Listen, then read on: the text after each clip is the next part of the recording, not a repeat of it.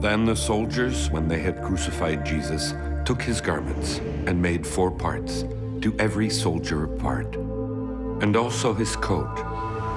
Now the coat was without seam, woven from the top throughout. They said therefore among themselves, Let us not rend it, but cast lots for it, whose it shall be, that the scripture might be fulfilled, which saith, They parted my raiment among them, and for my vesture they did cast lots.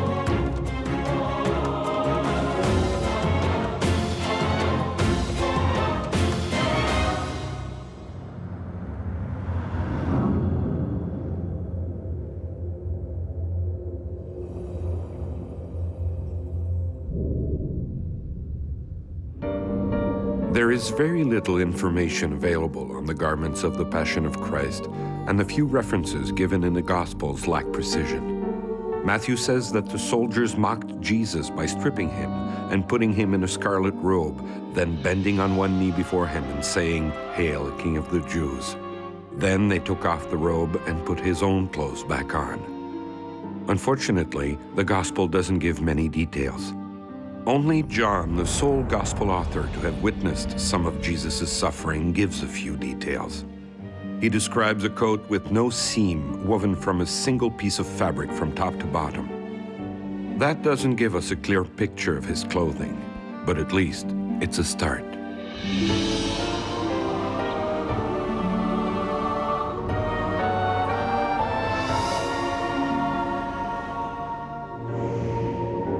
When we study the phenomenon of the veneration of holy relics throughout history, we see that their popularity during a certain time period helps to explain why there are so many relics. All objects that came into contact with the body of a saint, such as his own clothing, his staff, or items associated with a miracle. There was definitely a materialistic side to Christianity. Some say that it was a carryover from paganism. I don't believe that to be true, because a saint is an intercessor. He is not worshipped as a god, like in ancient times. You could say that he has the power of a lawyer in God's eyes. These relics attracted pilgrims who then gave monetary gifts and offerings, so the relics helped to finance the construction of churches and cathedrals. Clearly, in the Middle Ages, relics played a fundamental role, one which was first and foremost spiritual in nature. Saints' bodies are important. They are both intercessors for Christ, and they bear witness, through their martyrdom or evangelism, of the faith of Jesus Christ. Therefore, they have a fundamental spiritual value. But I acknowledge that there is also something intrinsic in the collection of relics, something about the collector that is related to a deep appreciation for the exceptional object. Yes, it strikes us a bit, surprises us. In the end, there is always a highly tactile desire to want to touch or to be near a saint, an intercessor. It's a slippery slope from the spiritual value to commercial value, even if the church has always been opposed to the idea of merchandising relics. They were definitely worth something, if only for the value of the reliquary that held them. And then there was the fact that during the Middle Ages, and even before that, relics had a value that was almost political in nature. Those in possession of relics, particularly the ones wielding a certain amount of power, take for instance St. Louis, but there were other rulers in the East and the West as well, with dreams of a heavenly Jerusalem or a new Constantinople, a new Jerusalem. Their relics had a certain value and were able to validate the ruler's power.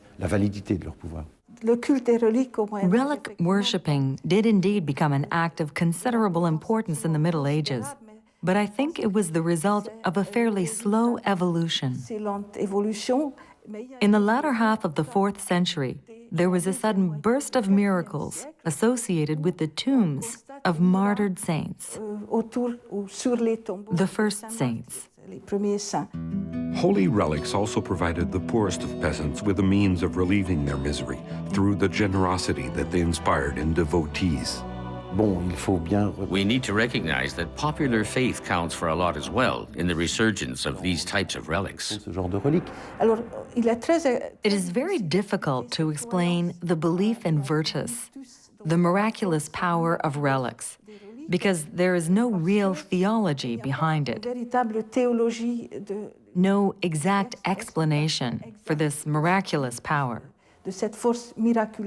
In any case, there are short texts dating back to the 4th century written by early Christians that claim that there is a living force that animates these remainders, these corpses of saints. This living force, which remains in relics, is perceived as some sort of imprint of each saint's soul. So it's based on a belief of what I would describe as a fusion between body and soul. And this belief, which somehow exalts human remains, is possible because of Jesus Christ, the Son of God, took on a body, incarnated, and in doing so, gave grace to the human form. There is also a belief in the resurrection of human bodies, and that might also be contributing to this belief in the miraculous powers of saintly relics. Nowadays, the large number of relics being preserved makes it difficult to read history. It is hard to differentiate between the authentic relics made back to the life of Jesus Christ and the holy martyrs, and the faithful copies made centuries after their deaths. Are all of these relics authentic? There are many relics whose authenticity is beyond a shadow of a doubt. When you know when a saint died, where he was buried, and when he was added to the list of saints, either through popular canonization or official canonization starting in the 13th century, perhaps even earlier, meaning that the canonization was officially recognized and duly noted by the Church, then there's no problem. The remains are clear, and it is easy to venerate them with no complications. The Church has always taken a serious approach to evaluating holy relics. All of the early texts were later useful in helping historians in their search for the truth. Now history, or at least the historian, can easily go back in time across the centuries to the beginning, or the middle, or the end of the 4th century, to the height of relic veneration, and can eventually trace objects back to that time period, whereas before it was simply a matter of faith.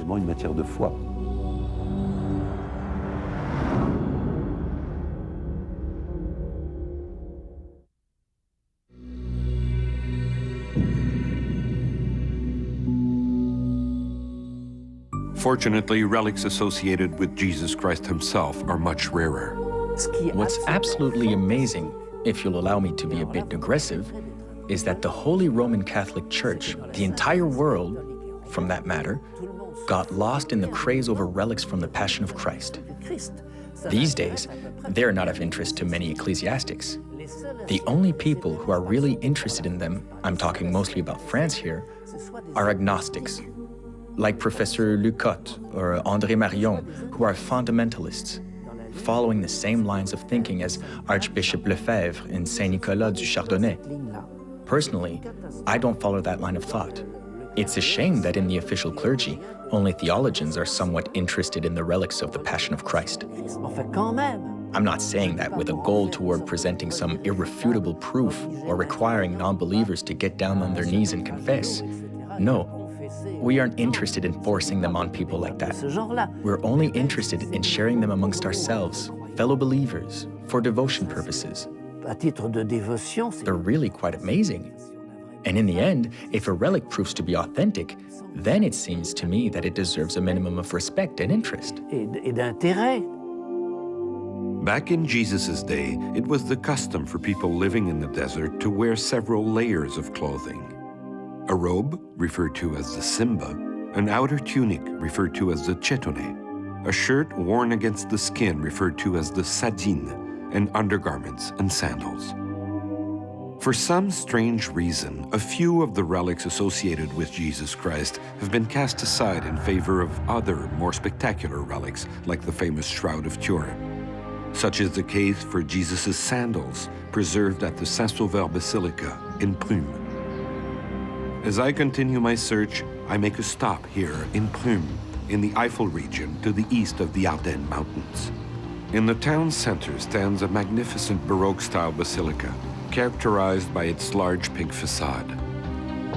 At the back of the basilica, to the left of the altar, is a beautiful reliquary dating back to 1896. It consists of a large frame reminiscent of those found in Byzantine churches.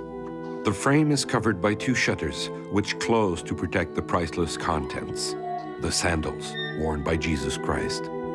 We know very little about this relic.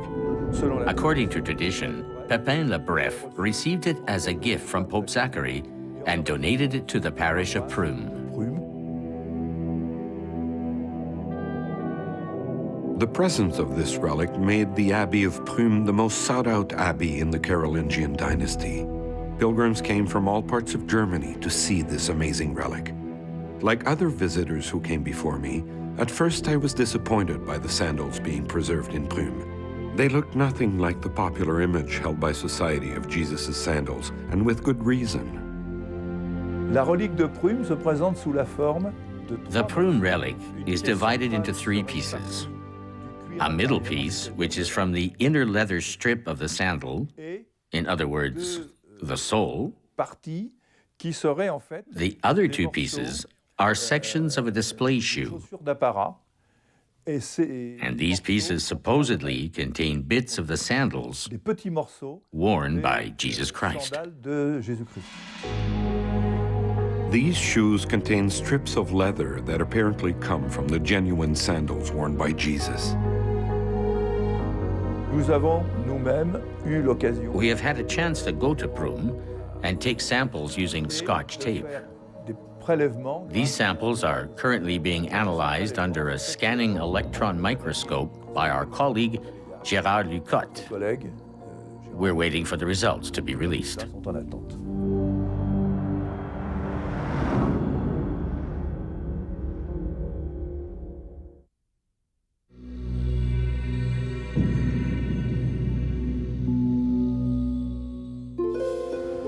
In the 16th century, to compete with pilgrimages to Prüm, the Bishop of Trier authorized public displays of the Holy Robe, which had recently been rediscovered under the main altar of the Trier Cathedral. D'après les descriptions, According to the descriptions and measurements that were given at the time, it appears to have been an overgarment. And this overgarment, this robe, may have belonged to Jesus Christ. At least that's how it goes according to Trier tradition. The effects of the bishop's decision were soon felt. Pilgrims gradually stopped going to Prüm and instead headed to Trier. Here I am in Trier in pursuit of the history behind relics associated with Jesus Christ. Founded by the Romans in 17 BC, Trier is the oldest city in Germany. 2,000 years ago, the city was surrounded by a stone wall, but now all that remains of the wall are a few ruins, like the Porta Nigra, a fortified gate that became the symbol of the city. It is also said that Trier was the birthplace of Helena, Emperor Constantine's mother, who was responsible for the discovery of so many of Christ's relics. Le problème qu'on attribue la découverte The trouble with giving Helena credit for having discovered the true cross and other relics is that it's always the same story. Only rich people seem to get the credit. I work in Gaza, and in the rubble of a small Muslim sanctuary, I found a beautiful Christian baptismal font made from white marble from Greece. de Grèce superbe. It was quite striking. So I asked my Muslim guides, "What is this?" And they said, "That's Helena's wash basin." So even in Gaza, anything that is beautiful is attributed to Helena. Qui est beau à Hélène. alors l'histoire de la tunique de So the history of the Holy Tunic of Trier is clearly not well known. un certain nombre But according to a few perfectly reliable documents, parfaitement sérieux, It is believed that the robe was brought back from Jerusalem by Constantine's mother, Helena, on her trip to Palestine. She gave it to the town's bishop as a gift somewhere around the year 325. It was around that same time that the emperor's mother also donated her local estate to Agritus, Bishop of Trier, so that he could convert it into a Christian church. We know today that indeed the Cathedral of Trier was built on the location of her palace, was originally built into her palace, just like the Basilica di Santa Croce in Jerusalem in Rome. Then, in the first half of the 5th century, the city of Trier was pillaged by the Germanic Franks, who left nothing but ruins in their wake. The basilica was rebuilt, then sacked once again during Norman invasions in 882. Throughout history, this cathedral underwent many expansions, transformations, enhancements, reconstructions, etc. And when work was being done in 1196, a chest containing several relics was discovered in a small hole under an altar. And in one of these chests found under the altar, there was a robe of some sort. Could it have been the Holy Robe worn by Jesus Christ? Was it the robe mentioned in the Gospel according to John? The robe that the soldiers shared at the foot of the cross? There is another garment that could also possibly be the one mentioned in this biblical context. The so-called seamless robe worn by our Lord Jesus Christ, preserved in Argenteuil. When it was publicly displayed in 1196, thousands of devotees flocked to the Trier Cathedral to see the famous relic. The bishop had the garment placed in a chest and stowed below the main altar. It remained hidden there for 3 centuries. No one knows why. It was publicly displayed again in the summer of 1512. It was one of the most attended events in the country at the time. The relic in Trier is often described as Christ's tunic or robe. What type of garment is it, really? Judging by its size, this robe in Trier was the outer garment worn by Jesus, the final garment which covered the rest. The Jews were like us. They wore a lot of garments. They had some sort of undershirt, they had a robe, and they had a tunic. It must have been the outer garment, because it's 1.5 meters long and 1 meter wide at the shoulders. If this garment did indeed belong to Jesus, then this must have been the robe that he was wearing when he was arrested in Gethsemane. This garment was removed just before he was flagellated. That would explain why it has no traces of blood on it. Since the cathedral was renovated in 1974, the Holy Tunic has been preserved in a wooden reliquary that dates back to 1891, later placed in an air-conditioned glass enclosure. This reliquary can be seen in the Chapel of the Holy Robe. Unfortunately, due to poor preservation conditions in the past, the quality of the fabric has deteriorated, and now the Holy Tunic is only displayed every 20 or 30 years.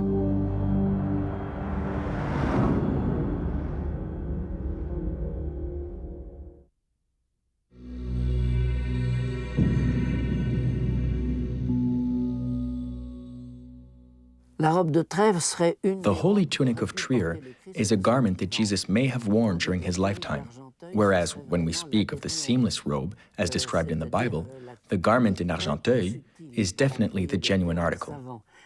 It was the one that the soldiers gambled for after the Passion of Christ. The soldiers were dividing Jesus' garments, but they didn't want to cut that one into pieces, so they gambled for it. It was made using a weaving method that's specific to the Nazareth region. It has no seam whatsoever, not where the sleeves begin and not under the sleeves. It's a very special weaving technique. In families of modest means, tunics were generally woven by the women of the family. In Jesus' case, we can imagine that his clothing was woven by his mother, Mary. Going back to the garments of the Passion, It is likely that after the mocking and humiliation that Jesus was subjected to, he was not wearing anything more than a large undergarment, a simple garment that the Roman soldiers had no doubt put back on him after they had finished beating and torturing him. It was this other garment, this undergarment, that I was also trying to locate. The texts that speak of Jesus' robe or tunic are very rare. But there are two historians, Gregory of Tours and Frédégaire, who spoke of this tunic in the very first centuries. It can be said that the history of the tunic has been well known since it was rediscovered in 1156, hidden in a wall of the Argenteuil Benedictine Abbey. In 1156, driven by a divine impulse, an Argenteuil monk made a discovery. In one of the walls of the Benedictine Abbey, he found a reliquary containing a garment which was apparently well preserved, along with 2 handwritten letters. These anonymous documents claimed that the garment was the robe of Christ. So, how did it get there? According to tradition, the robe was allegedly received by Charlemagne as a gift from Empress Irene of Constantinople. Saint Irene was in a bad position. She was at Byzantium, she was terrible at politics, and people were plotting against her.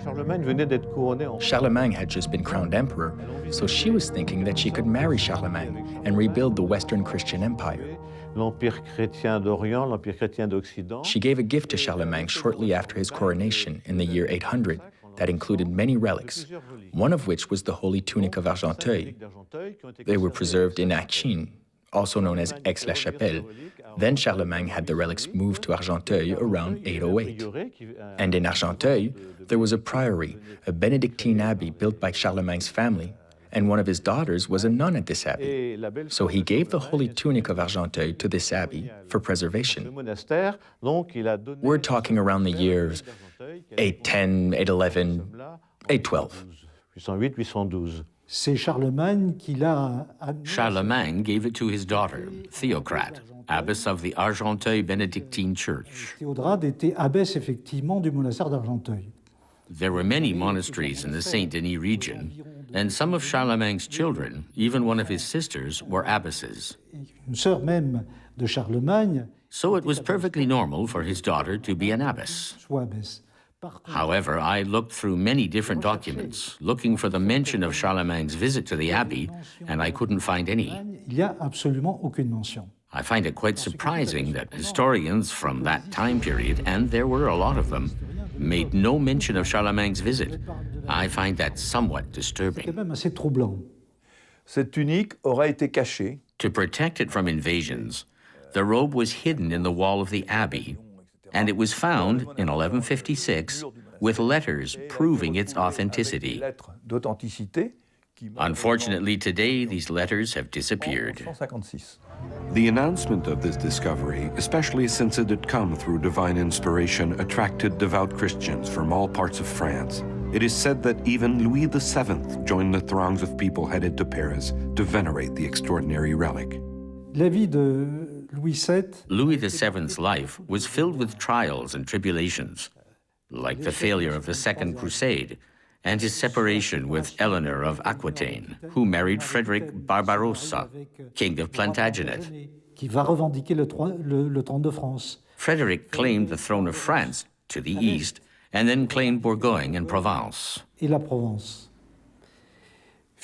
Louis VII needed something to go right in his life. And what happened? At the end of this troubled period, particularly when he was waiting for an heir, he got what he was waiting for, and an heir was born. Philip Augustus in Gonesse, 20 kilometers from Argenteuil. So in this atmosphere of joy and jubilation, why not combine this news with another surprising and miraculous event, the display of the Holy Tunic of Argenteuil? Beyond legend, there is no doubt that a robe definitely appeared in Argenteuil in 1156. If we accept the story that the garment was found hidden in the church, then it's possible that the robe was concealed a few centuries earlier to prevent it from being stolen during the Norman invasions. You need to bear in mind that the Argenteuil Abbey was completely destroyed by the Normans, the Vikings, around the year 845. It was ransacked, destroyed. Argenteuil was plundered 4 times in the 9th and 10th centuries. Pillaged, set on fire, burned to the ground. But the relic was still there, hidden in the wall. The abbey was completely devastated, ruined. The nuns left, and the relic was soon forgotten. It wasn't until 1003 that Adelaide, the wife of Hugo Capet, decided to rebuild the abbey. At that point, nothing remained of the first abbey. It was a whole new one. And it came as a complete surprise when someone found, during the construction of the new abbey, the garment that Charlemagne had delivered to this abbey 200 years earlier.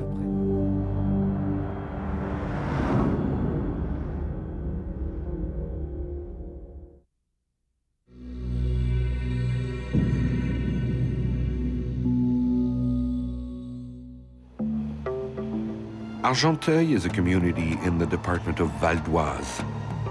Its population is just over 100,000.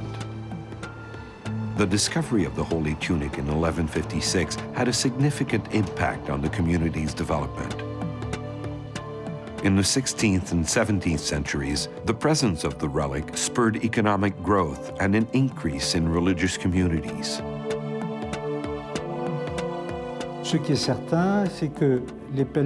One thing that's for sure is that the largest numbers of pilgrimages took place in the 16th and 17th centuries.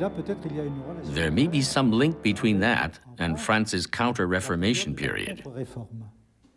Protestantism was popular then, and there was a desire to talk about Jesus and the Virgin Mary. Because, as you know, according to tradition, Jesus' tunic was woven by the Virgin Mary. So it wasn't until much later on in the 15th, 16th centuries that there was mention of these pilgrimages. In 1544, Francis I authorized the building of fortifications around the hamlet to protect the relic. During the French Revolution, the Benedictine priory was suppressed, and the Holy Tunic, which up until then had been preserved in the abbey walls, was transferred to the parish church of Saint-Denis. And it was there in 1793 that the Holy Relic experienced a bad year. On November 10th, 1793, the new National Convention outlawed the worship of God.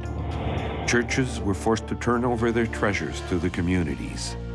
And since reliquaries were often made of gold and decorated with precious gems, they were melted down and stripped of their jewels.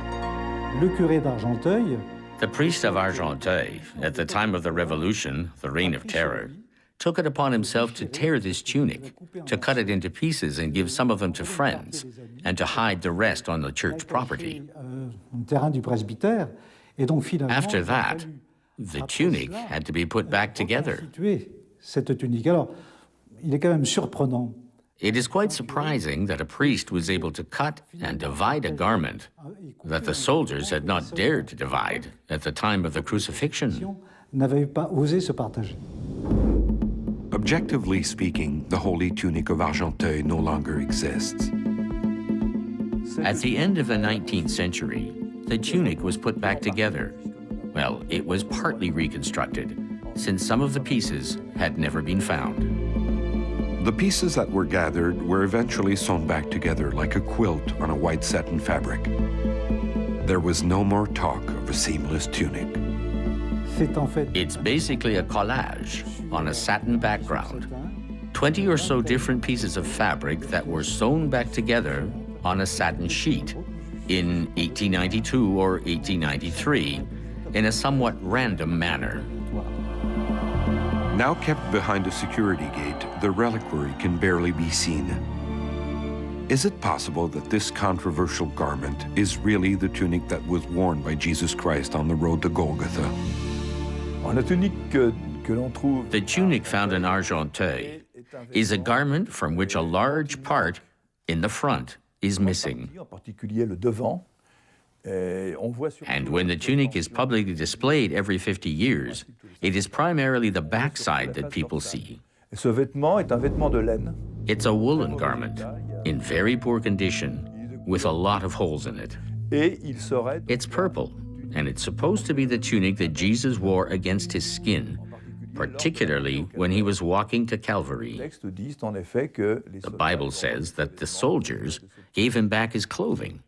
And what was meant was this robe, full of bloodstains from flagellation wounds, which may have been reopened from the cross rubbing against his back. ouverte par le frottement de la croix. That would help to explain why there are so many bloodstains on the back of the robe, and why the bloodstains appear to be lined up at right angles. Positionne This makes us think that he was carrying an actual cross and not just a crossbeam, known as a patibulum, which is the theory that historians seem to support. historien. What does science think of all this?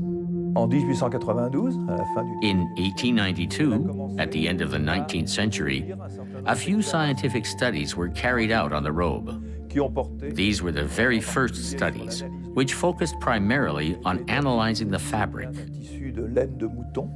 It was established that it was indeed a fabric made from sheep's wool. Barcot a travaillé Years later, in 1930, Bishop Parcot studied the coloring of the robe and determined it had not been colored with a purple dye, as originally thought, but rather a madder dye. analysé The bloodstains were also analyzed by chemists who established in the 1890s that it is human blood. sang humain.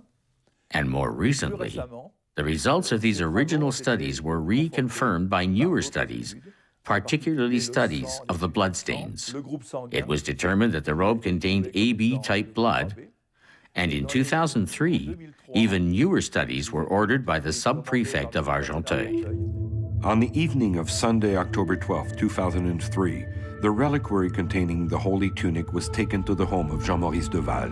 Everything was in place for samples to be taken.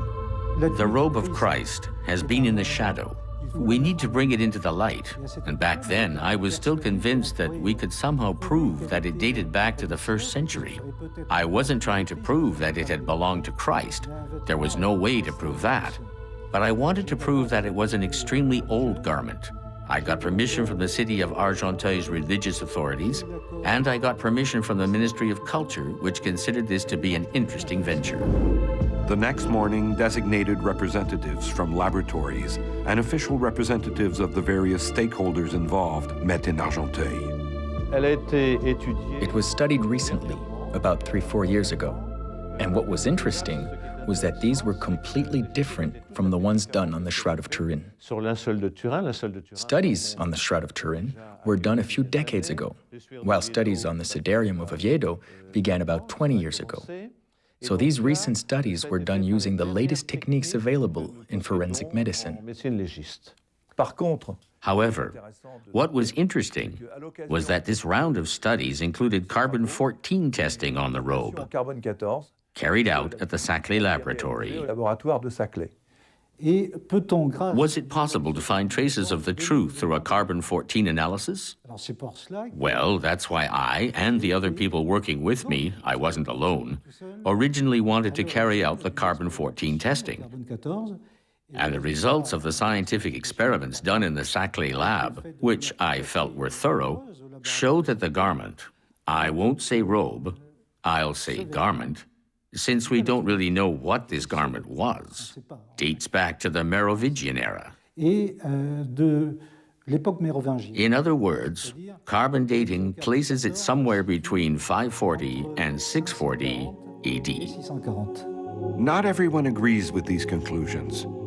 Using these findings, Lucotte and Marion compared the results of their research with the studies carried out on the famous Shroud of Turin and the Sudarium of Oviedo, a piece of cloth being preserved in Spain that is believed to be the veil that was placed over Christ's face as he was being taken down from the cross. Once again, scientists were surprised to find many elements present in the robe of Argenteuil, like the blood type, the pollens, and the dust that were also found in the Shroud of Turin and the Sudarium of Oviedo.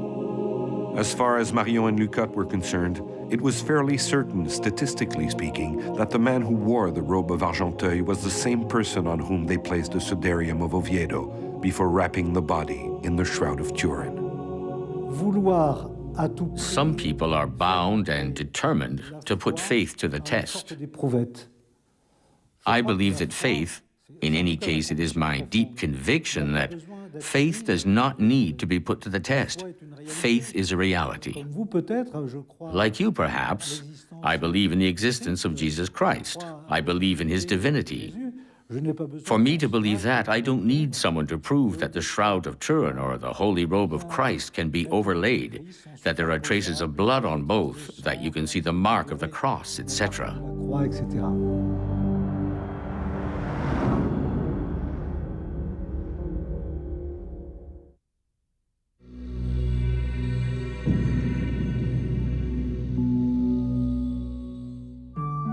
The town of Cahors, with a population of just over 20,000, lies in southern France. History lovers are drawn to two particular sites in this town: the Valentré Bridge and the Arch of Diana. The Valentré Bridge, stretching across the Lot River, is a medieval architectural gem. According to legend, as it was being built, the architect in charge of the project struck a deal with Satan himself, offering his soul in exchange for the devil's assistance. Devil or no devil, the Valentré Bridge is breathtaking. A few blocks from the Valentré Bridge, practically at the corner of Termes and Charles de Freycinet, stands the Arch of Diana, the last vestiges of the ancient Gallo-Roman thermal baths, and the foundations of a theater from the same time period. But on the road to relics, Cahors is also the home of Jesus' cowl. It's traditionally referred to as a cowl because it covers the top of the head, but in reality, the main purpose of this piece of cloth was to support the chin. To do that, you needed something above the head, of course. If I recall correctly, it consisted of 7 layers of extremely thin veils covering the head, the back of the neck, and the chin area. What's interesting is that there are traces of blood under the caul and in the area that covered the back of the neck. We definitely need to take samples and perform tests on them. It would be worthwhile. We know for sure that this type of garment was commonly used back then, and this is a perfect example of a caul. There's a good chance that it can be proven to be authentic. The sacred cowl, as it is referred to, is not put on public display for devotees to contemplate upon. It is carefully preserved in a storeroom in the massive Bourges Cathedral. During my visit to Cahors, the curator, Ms. Laure Courget, agreed to show me the precious relic. Historically speaking, we know very little about the sacred cowl. The 4 Gospels do not mention it. Luke and John mention burial clothing that was on the ground inside the tomb or folded and placed aside, but these descriptions are too vague to draw conclusions. One thing is for sure, none of the canonical texts say a word about a cowl or a kippah, the head covering worn by Jewish men at funerals in Jesus' day. So it may be possible that it was some sort of facial strap covering the head, and the veils may be a part of it. It was so common to find them in tombs that perhaps it was just an oversight that they weren't mentioned. The trail of the sacred cowl of Cahors is also unclear. The first reference made to it was in 1119. According to tradition, Charlemagne gave this sacred cowl to the Cahors church. He made this very symbolic gesture at a time when the city was undergoing a period of massive reconstruction. We have very little information about this time period. The only thing we know is that later on in the 12th century, Calixtus II, who was pope at the time, built a chapel dedicated to the sacred cowl. This ceremony not only represented the very first veneration of the relic, but also placed it in Cahors at that time. Since 1899, the sacred cowl has been preserved in a beautiful bronze reliquary, mounted on a glass cylinder through which you can see the relic, and a dome decorated with angels. At the foot of the cylinder sit 3 throned figurines: Charlemagne, Pope Calixtus II, and Saint Didier, one of the city's saints. 3 figures can be seen. 3 figures who played a major role in the history of the relic's journey to the Cahors Cathedral. One of them is Charlemagne, of course. He positively needs to be represented since he is traditionally the first person to have offered the sacred cowl to the Cahors Cathedral. One of the other figures is Saint Didier. Perhaps I should have started with him, but then again Charlemagne bears such historic weight. Saint Didier is considered to be, well, he was a bishop, and he was eventually beatified. He was considered to be the father of Reconstruction, the bishop of the city's reconstruction after the major invasions. I'm referring to the reconstruction of the cathedral. And the third figure, of course, is Calixtus II, who is portrayed blessing the Acts Chapel. I see. His hands are making a blessing gesture. That gesture helps to complete this work of art that summarizes the sacred cowl's background throughout the centuries, highlighting its important periods. Scientifically speaking, the sacred cowl is far from having revealed all of its secrets. The only scientific studies done on it date back to the 19th century. For the most part, they were led by a pharmacist and a physician. In their opinion, the dozen or so red stains that can be seen on the inner and outer surfaces of the cowl are in fact human blood. As for the fabric, it is identical to material used in Judea when Jesus was alive. There is a difference between the two veils that were found and venerated and this cowl that covers the entire head and which has a very specific function. It would have been used to cover the face at the very end, or perhaps a bit before that. It raises a lot of questions, especially since it contains traces of blood. That's where our knowledge ends. What type of blood is in these stains? Is it the same blood type as that found on other relics of the Passion, such as the Shroud of Turin or the Sudarium of Oviedo? During my stay in Cahors, I learned that the authorities intended to move the sacred cowl reliquary to the hallway of the Bourges Cathedral, where it can be viewed by devotees. The sacred cowl is going to be moved to the Acts Chapel, so construction and restoration work will be done on the chapel itself. But I think that soon, pilgrims from all over the world and other devotees, even curious visitors, will be able to come and view the sacred cowl in the setting that was originally designed for it at the end of the 19th century, to really showcase it with the appropriate decor to set it off. That might be the perfect opportunity to conduct new analyses of the garment, if only to update our current knowledge, which dates back 150 years.